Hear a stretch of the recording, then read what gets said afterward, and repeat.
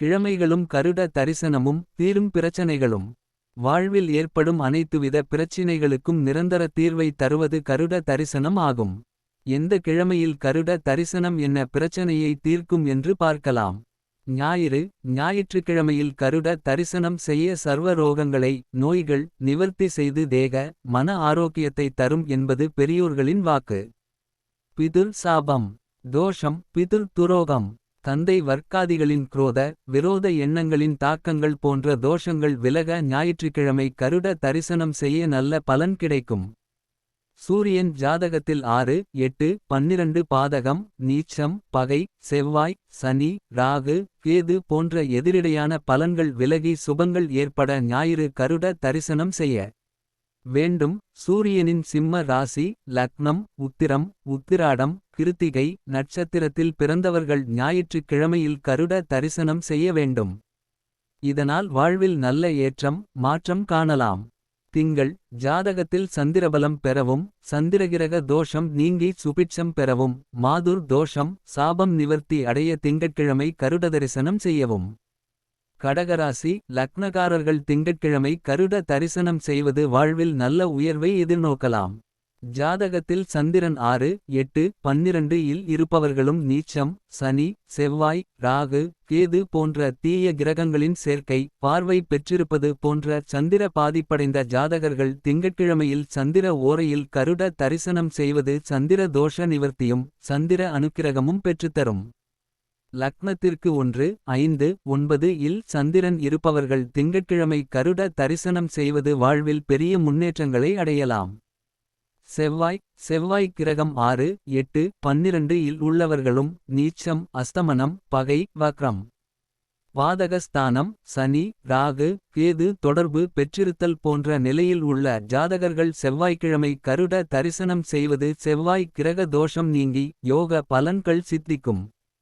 நிலம் வீடு மனைகள் போன்றவற்றில் குறைகள் பிரச்சினைகள் நிவர்த்தி அடைய செவ்வாய்க்கிழமை கருட தரிசன துன்பங்கள் பலன் துயரங்களும் நீங்கிட செவ்வாய்க்கிரகம் ஏற்பட வேண்டுவோர் தவறாமல் செவ்வாய்க்கிழமை கருட தரிசனம் செய்ய வேண்டும். பிறந்தவர்கள் செவ்வாய்க்கிழமை கருட தரிசனம் செய்வது வாழ்வில் சிறந்த நிலை அடைய வழிவகுக்கும். ராசி லக்னம் நட்சத்திரங்களில் கிழமையில் ஓரையில் பிறந்தவர்கள் செவ்வாய்க்கிழமை கருட தரிசனம் செய்வது வாழ்வில் சிறந்த நிலை அடைய வழிவகுக்கும். வாழ்வில் ஏற்படும் அனைத்துவித துன்பங்களும் துயரங்களும் நீங்கிட சுபிட்சம் ஏற்பட வேண்டுவோர் தவறாமல் செவ்வாய்க்கிழமை கருட தரிசனம் செய்ய வேண்டும்.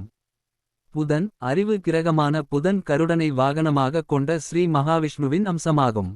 கல்விகளில் ஏற்படும் தடைகள் தோல்விகள் நீங்கி வெற்றிகள் ஏற்பட புதன்கிழமை கருட தரிசனம் செய்ய வேண்டும்.